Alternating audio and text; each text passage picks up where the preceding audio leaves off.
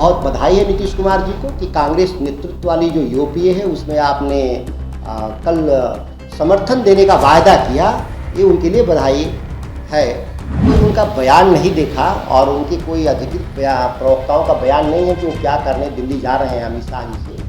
हो सकता है कि राज्य के विकास के लिए, चूँकि वो पूर्व मुख्यमंत्री रहे हैं, तो राज्य के विकास के लिए किसी एजेंडे पर किसी विषय को बात करने जा रहे होंगे। ये बहुत बधाई है नीतीश कुमार जी को कि कांग्रेस नेतृत्व वाली जो यूपीए है उसमें आपने कल समर्थन देने का वायदा किया, ये उनके लिए बधाई है। कम से कम गुजरात से 27 सीटों से ज़्यादा बिहार में है। जब गुजरात के एक नेता को देश गंभीरता से ले सकता है तो बिहार के नेता को क्यों नहीं लेगा। नमस्कार, मैं प्रेरणा, आप देख रहे हैं एक न्यूज़ 24। यूपीए कन्वेनर बनाए जाने का मुद्दा इस वक्त काफी सुर्खियों में है और बता दें कि इस पर जगदानंद सिंह के बेटे यानी कि पूर्व कृषि मंत्री सुधाकर सिंह से बातचीत की गई। सुधाकर सिंह से इस बारे में पूछा गया कि यूपीए कन्वेनर किसे बनाया जाना चाहिए। साथ ही उनसे ये भी पूछा गया कि क्या नीतीश कुमार इस लायक है कि उन्हें यूपीए कन्वेनर बनाया जाए। इस पर सुधाकर सिंह ने बड़ा ही मजेदार जवाब दिया है। उन्होंने कहा कि अगर नीतीश कुमार को यूपीए कन्वेनर बनाया जाता है तो यह बिहार के लिए अच्छी बात होगी और इससे बिहार को फायदा भी हो सकता है। यही उनसे और भी तमाम सवाल पूछे गए, लेकिन इसमें अहम बात यही रही कि अगर नीतीश कुमार को यूपीए कन्वेनर बनाया जाता है तो इससे बिहार पर क्या असर होगा। इस पर सुधाकर सिंह क्या कहते हैं, देखिए। बिहार जैसे राज्य में थोड़े बहुत असर बढ़ेंगे, स्वाभाविक है। जिस राज्य का नेता, क्योंकि रीजनल पार्टी राज्य स्तर की ही पार्टी होती है, किसी भी राज्य के विस्तार में उस संगठन का महत्वपूर्ण भूमिका होगा। तो ये एक ऐसा काल्पनिक सवाल है जिससे क्या फ़ायदा होगा और क्या नुकसान होगा। अगर बिहार के रूप में फ़ायदा होगा तो अन्य राज्यों के रूप में कितना फ़ायदा होगा, नहीं होगा, ये आकलन हम पटना से नहीं कर सकते। जब आप दिल्ली में बैठे हों तो देश बड़ा है, 543 लोकसभा के हिसाब से देखना होता है। वैसी परिस्थिति में जरूर मेरी मान्यता है कि कांग्रेस का ही कोई नेता यूपीए को नेतृत्व देगा, तो चूंकि वो बड़ी पार्टी है, पैन इंडिया पार्टी है, इसलिए उसका असर ज़्यादा होगा। अगर यूपीए निर्णय लेता है कि नीतीश कुमार जी को ही संयोजक बनाना है तो बिहार के लिए गौरव का विषय है, खुशी का विषय है। दूसरे सवाल में उनसे ये पूछा गया कि जब नीतीश कुमार दिल्ली पहुंचे और वहां पर जाकर उन्होंने कांग्रेस नेताओं से मुलाकात की, राहुल गांधी से मुलाकात की, इस पर भी उनसे सवाल पूछा गया कि आगे जाकर जो एक मंच पर आने की बात हो रही है, तमाम महागठबंधन के नेताओं का एक तरह से जो एक एजेंडा लेकर चला जा रहा है कि 2024 के आगामी लोकसभा चुनाव में ये सब नेता एक मंच पर नजर आएंगे और मिलकर चुनाव में शिकस्त देंगे। इस पर आपका क्या कहना है? तो इस पर भी सुधाकर सिंह ने बड़ा ही अच्छा जवाब दिया। उन्होंने इस मसले पर क्या कहा, चलिए ये भी दिखा देते हैं। देखिए, ये बिहार के लिए खबर हो सकती है कि विपक्षी एकता। आप एक बात साफ देखिए, राष्ट्रीय राजनीति के हिसाब से विपक्षी एकता पहले से ही था।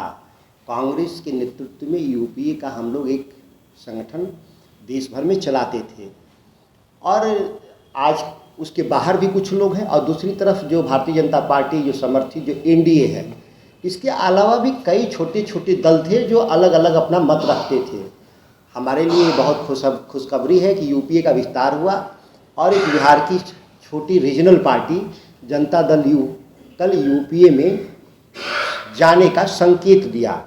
अधिकृत बयान के तौर पे अगर हम देखें कि यूपीए का हिस्सा हो गया, यह थोड़ा जल्दीबाजी इसलिए मैं मानता हूं कि मीडिया के द्वारा अधिकृत रूप से या किसी पार्टी के द्वारा नहीं कहा गया।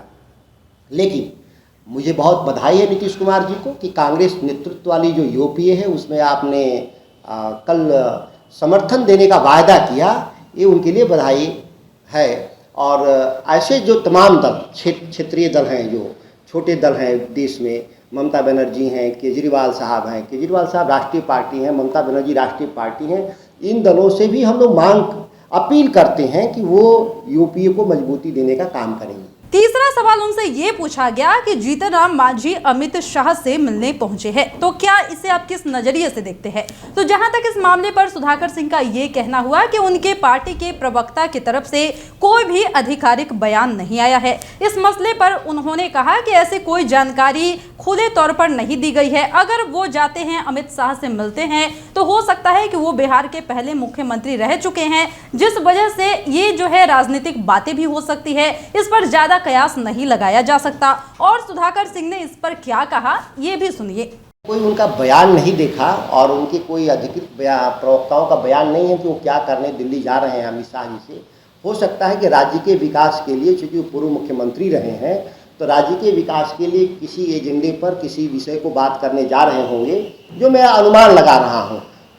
और इसके मीडिया के नज़र में उनका राजनीतिक अर्थ हो सकता है अलग, लेकिन मेरी मान्यता ये है कि वो राज्य के पूर्व मुख्यमंत्री हैं, तो गृह मंत्री से गए होंगे कोई बिहार के विकास से संबंधित कोई मसले को बातचीत करने के लिए, जब तक कि उनके कोई अधिकृत बयान नहीं आते हैं कि वो क्या चाहते हैं। तो जैसा कि आपने देखा कि तमाम मुद्दों पर सुधाकर सिंह से बातचीत की गई, उनसे पूछा गया और उन्होंने बारी बारी से सभी सवालों का जवाब भी दिया। उन्होंने यूपीए कन्वेनर के मसले पर भी बेहद अच्छे तरीके से जवाब दिया।